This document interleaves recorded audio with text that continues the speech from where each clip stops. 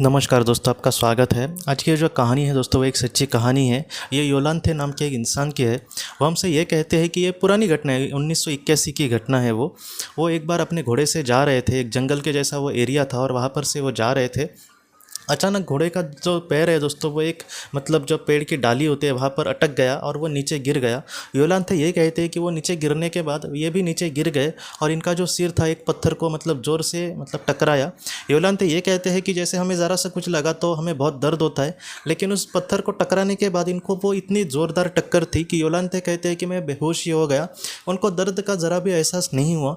और योलांथे ये कहते हैं कि जैसे मैं ऊपर ही ऊपर जा रहा हूँ, लेकिन ऊपर ऊपर जाते जाते उन्होंने ये देखा कि उनका शरीर तो नीचे ही पड़ा है। और योलांथे को मन में ही मन ऐसे आया कि मैं शायद दुनिया से चला जा रहा हूँ, मेरी मृत्यु हो गई है। उसके बाद योलांथे ये कहते हैं कि वो एक अलग ही दुनिया में पहुँच गए।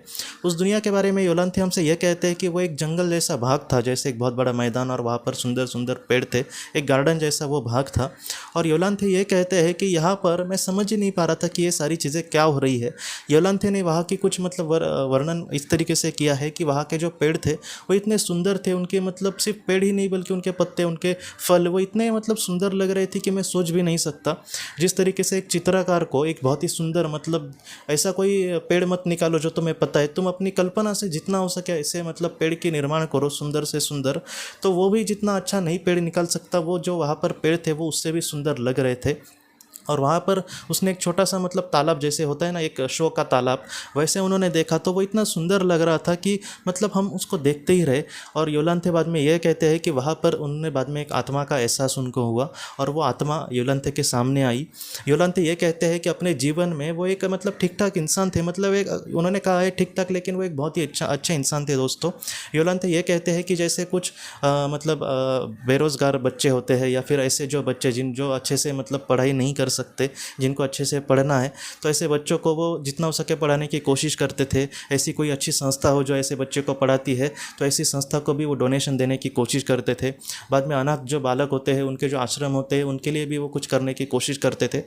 योलांथे ये कहते हैं कि मैं अपने जीवन में जितना हो सके अच्छा कुछ करने की हमेशा कोशिश करता रहा। और उन्होंने कभी ऐसा भी नहीं सोचा कि मैं किसी पर उपकार कर रहा हूँ या फिर मैं बहुत ही अच्छा कुछ करने की कोशिश कर रहा हूँ। हमेशा वो जो भी अच्छा कर रहे हैं वो यही सोचते थे कि नहीं, भगवान ही मुझे बुद्धि दे रहा है ये सारी चीज़ें अच्छी करने की।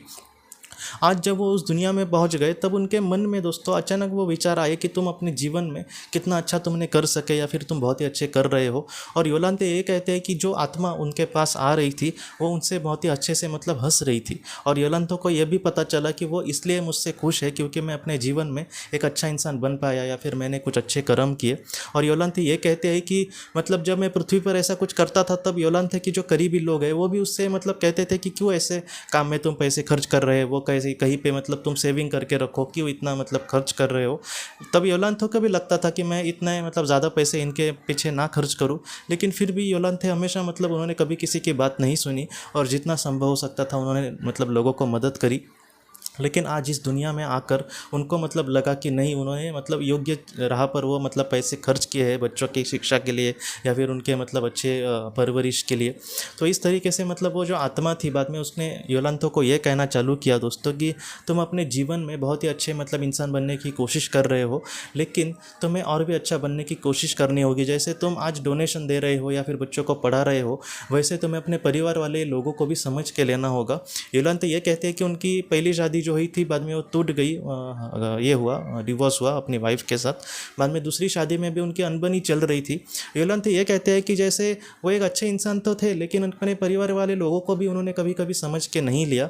तो इस तरीके से उस आत्मा ने उसको ये कहा कि तुम अपने परिवार वाले के लोगों को भी समझ के लो। हमेशा ही वो तुम्हें पीछे खींचने की हमेशा कोशिश नहीं करते, या फिर तुम्हारे जब झगड़े होते हैं तब हमेशा उनकी ही गलती नहीं होती, अपनी क्या गलती है वो भी तुम्हें देखने की कोशिश करनी होगी। तुम सच में एक अच्छी आत्मा हो, इसलिए मैं तुम्हें बहुत ही अच्छे से समझाने की कोशिश कर रही हूँ। तुम सच में, तुम्हारा जो दिल है वो साफ़ है और जो भी सच है वही तुम दिखाने की कोशिश करना। कभी कभी तुम्हें भी पता है कि तुम्हारी गलती है, फिर भी तुम मानते नहीं। ऐसे वक्त में अगर तुम अपनी पत्नी से माफ़ी मांगोगे अपनी गलती के लिए, तो ये कोई छोटी बात नहीं है, सच में बहुत ही बड़ी बात है। और योलांथे को भी वो उसने माना कि हाँ, उससे इस तरीके से गलती हुई है। और बाद में उसने कहा कि मैं नहीं, एक अच्छा इंसान ज़रूर बनने की मैं कोशिश करूँगा। बाद में उस आत्मा ने उसको कहा कहा कि योलांतो के कहा कि तुम्हें फिर से पृथ्वी पर जाना होगा, ये समय नहीं है तुम्हारे आने का। मैं यहाँ पर सिर्फ तुम्हें समझाने आई थी कि तुम्हें पृथ्वी पर मतलब किस तरीके से आगे बढ़ना होगा, और इस तरीके से तुम अपने जीवन में बहुत ही अच्छे कर्म करके आगे बढ़ोगे तो तुम्हारी जो जगह है वो स्वर्ग से भी सुंदर जगह पर होगी, तो तुम ज़रा भी चिंता मत करना। ये बात सुनकर योलांते ये कहता है कि मुझे सच में बहुत खुशी हुई, क्योंकि एक बहुत ही पवित्र इंसान, बहुत ही बड़ा इंसान अगर हमें कहे कि तुम्हारी जगह जो है वो बहुत ही अच्छी होगी, तो मतलब ऐसे वक्त में बहुत ही खुशी होगी किसी भी इंसान को। और योलांते ये कहते हैं कि मैं बहुत ही खुश हूँ और मैं वहाँ से मतलब चला गया। वो अपने आप ये कहते हैं कि जैसे मैं नीचे नीचे आ रहा हूँ ऐसे मुझे एहसास हुआ, और बाद में उनके साथ कुछ हुआ, क्या हुआ पता नहीं। योलांते ये कहते हैं कि जैसे मैं बेहोश ही हो गया, और बाद में जब उनको होश आया दोस्तों, ज़मीन पर उसी तरीके से पड़े थे, मतलब जिस तरीके से घोड़े ने उनको गिराया था।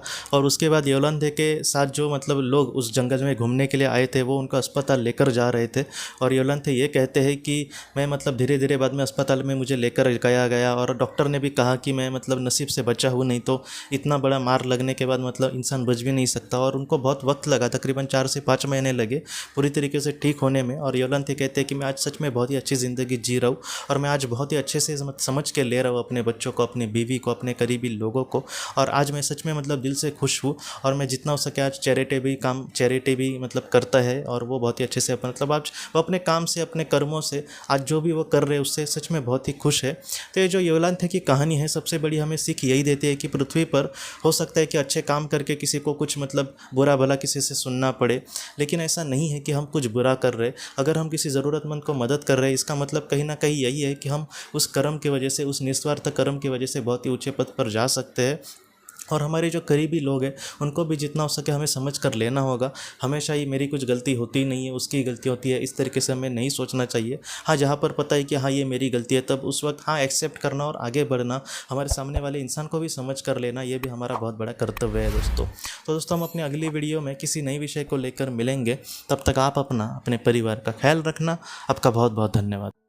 ज़िंदगी की रोशनी ये एक कंसल्टेंसी है जो ऐसे लोगों को मदद करने की कोशिश करती है जिन्होंने किसी अपने को खोया है, या फिर जो लोग अपने जीवन में बहुत ही ज़्यादा दुखी है। जो लोग इस संस्था के साथ जुड़ते हैं उन्हें पास्ट लाइफ रिग्रेशन की ऑडियोज़ भेजी जाएगी, जिससे घर बैठे वह पास्ट लाइफ रिग्रेशन का अभ्यास कर सकते हैं। और उन्हें 5 मेडिटेशन ध्यान की भी ऑडियोज़ भेजी जाएगी, और इसके साथ साथ उन्हें PDF किताबें भेजी जाएंगी जो हिंदी और अंग्रेज़ी में है, जो मोबाइल पर या फिर लैपटॉप पर आप उसे पढ़ सकते हैं। और 10 ऑडियो बुक्स भी आपको भेजी जाएंगी। तो दोस्तों अगर आप इस संस्था के साथ जुड़ना चाहते हैं तो कृपया इस नंबर पे व्हाट्सएप मैसेज करें। आपका बहुत बहुत धन्यवाद।